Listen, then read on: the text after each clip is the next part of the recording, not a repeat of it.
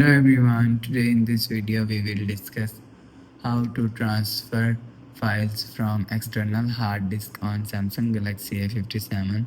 Let's start the video. First of all, you will see disk is here and this is disk pin, and that's not possible in certain phone, so you need this connector, and C type pin is in certain phone, you will see.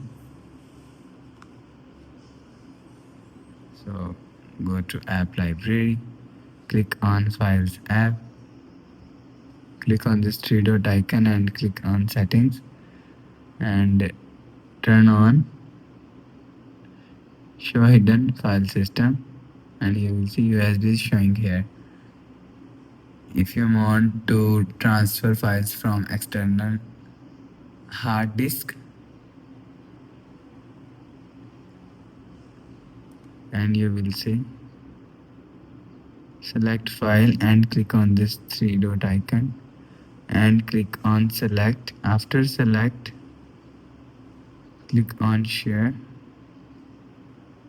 and click on send. Select file.